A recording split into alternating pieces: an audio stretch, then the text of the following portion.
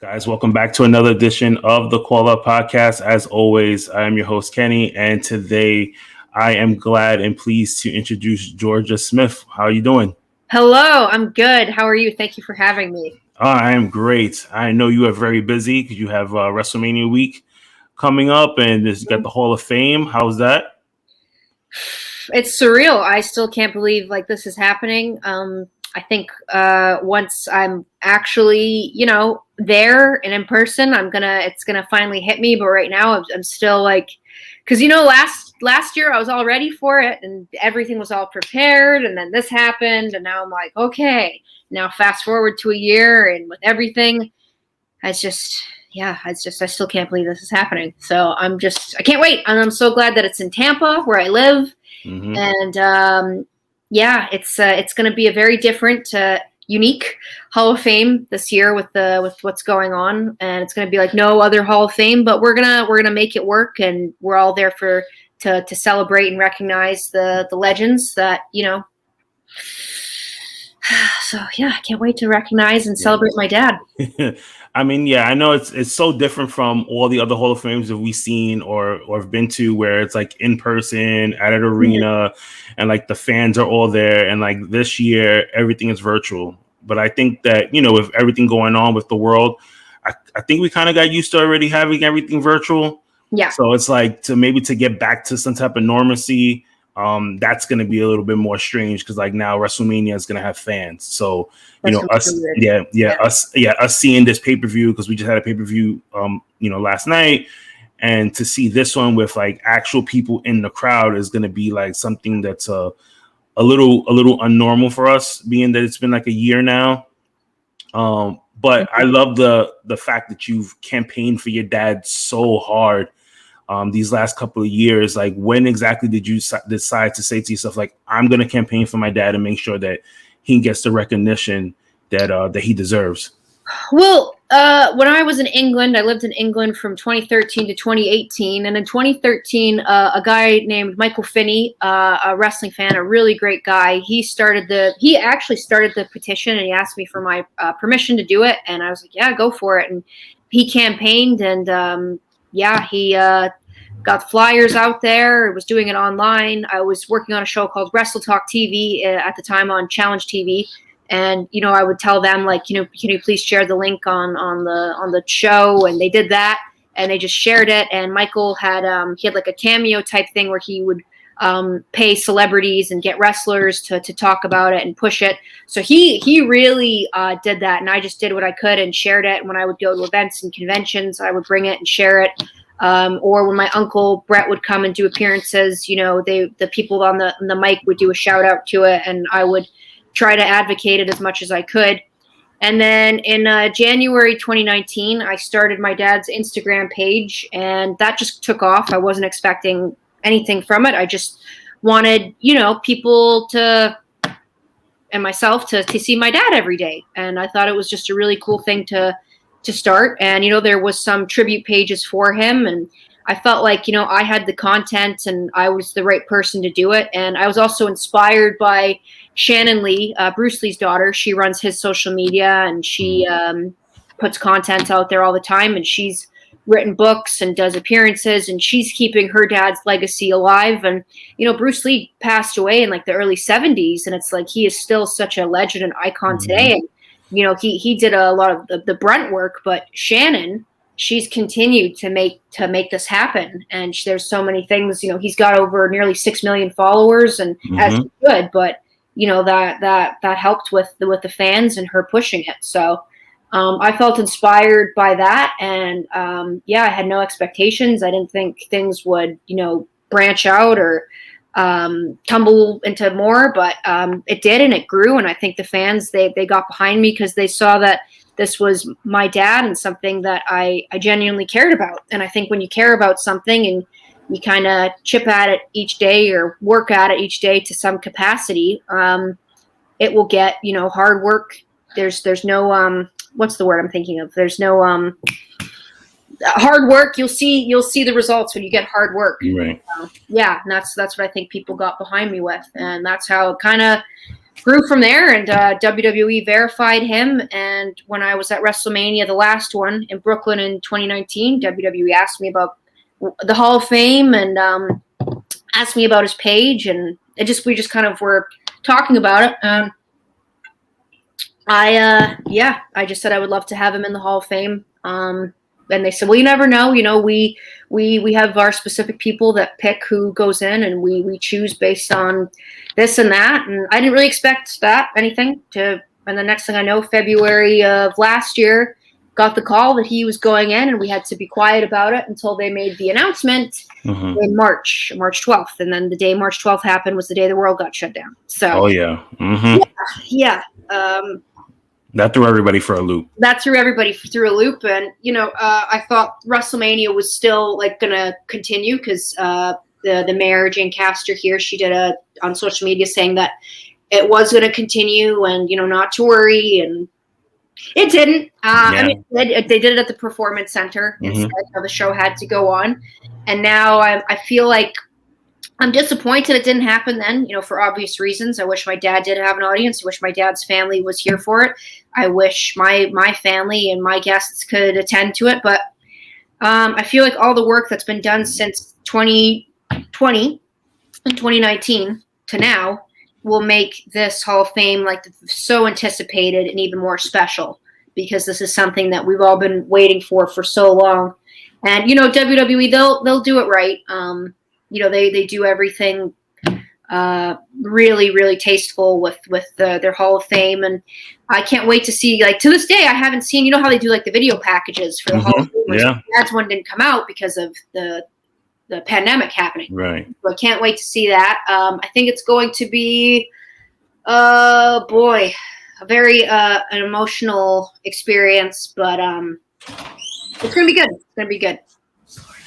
Yeah. I mean, we've all seen the campaigns, for your dad. I remember there was times where they even email you hey, sign this petition to get Davey Boy Smith into the Hall of Fame. And in the beginning, I think before you started to really campaign for it, a lot of times when I would see it, I would be like who's doing this? Because I know it's not his family, because I don't see anything from you, say your brother or your mom and stuff like that.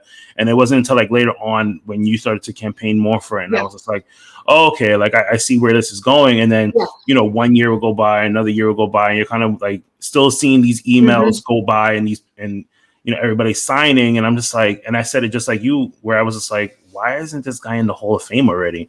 And then finally when the news hit, I guess it was a sign of relief for everyone, where they was just happy to finally see it. Because I know as a wrestling fan, I was one of those people who said oh, finally he's in the Hall of Fame. Because and a lot of people thought he was already in it, and I'm no, he's not.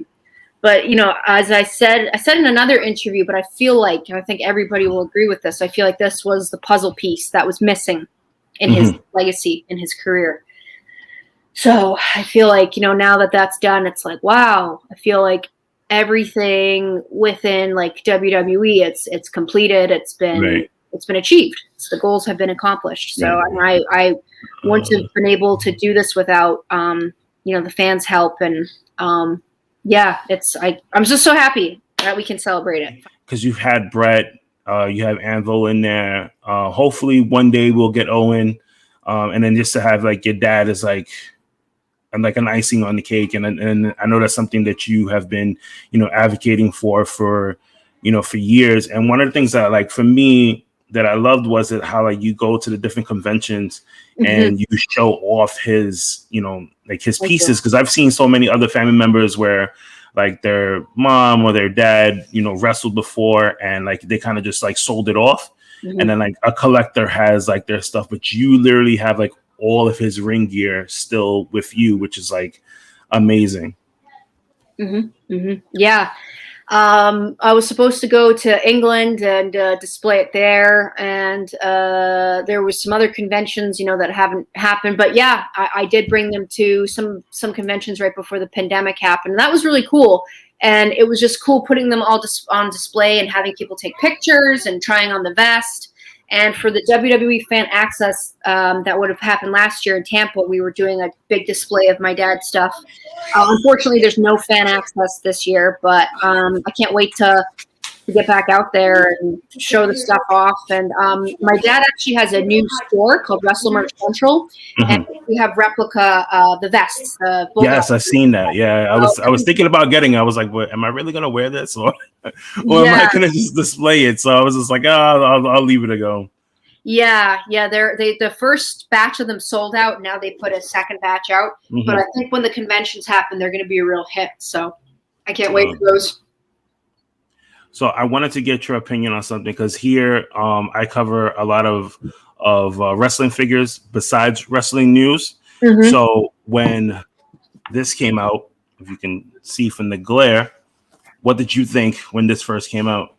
I thought it was dope on a rope. I thought it was pretty cool. Yeah, I saw that. Actually, the day I saw that was the day I got the call about my dad's documentary that they were going to be filming. That was in July. So I saw that prototype that they put out there, and I was like, "Whoa! It comes with Matilda. That is so cool." And since it's come out, I know in so many places it was sold out, and people were showing me things online, like screenshots, like them being like $200, $300, like getting them. Like I was like, "Whoa!" And I was lucky because somebody in Canada, because there was a store in Canada that had one, so somebody sent it to me. And then the WWE, we were going back and forth because actually there's another figure of my dad coming out. Oh, okay. So we were talking about the different ideas with it. And they said, "Hey, Georgia, do you have the new figure of your dad with Matilda?" And I said, "Well, I only have one." And they sent me four in the boxes. And I was like, "Oh." They're like, "Yeah, we'll get Mattel to send you out some." And I was like, "This is so cool." Like I didn't expect. But with my dad's stuff, I usually like go out and buy it. I don't want to like hit WWE up and be like, "Can you send me something?" Like, I don't. So if I find some stuff, cool, and I'll buy it. But with that, they were just like, "Yeah, you can have it. It's your dad's." I was like, "This is so awesome." I think even if you was to like put a Facebook post out there and say like, I don't have my dad's figure, I guarantee you your like DMs will blow up and somebody will be like, "Send me your address or PO box." I was definitely sending it to you. I was lucky enough to get this like at first hand online when I saw it, and I like as soon as it went up for pre-order where I normally order it from, I ordered it right away and it came, and I was so happy because just like you say, it is sold out at a lot of places and people are just, looking for it. So like when they get their hands on it, it's just like like they got the golden ticket. That's what I felt like. Yeah. And then to hear that he's going to come up with a second figure, I mean, that's great because, none of us really knew that until now. So it's great that you shared it here. Did they say exactly when this would be released? Or 2022. 2022. Okay, well, that's great. Yeah, it's going to be really cool. It's going to come. I think it's going to come with the dog again, but it's not Matilda. Nice. Oh, okay. So now with the Hall of Fame wrapping up, what is next for Georgia Smith? Somebody just actually asked me that. Well, I feel like, as I mentioned before, everything that I've wanted to accomplish with my dad's stuff, with his legacy with WWE, I feel like I've ticked all those boxes. And, I'm ready to move on with that. My dad will always be with WWE in some capacity, with their video games and their Legends shop and all of that. But yeah, with my dad, I've got some things lined up for him. A workout apparel line in England actually reached out to me, and we want to do something with my dad.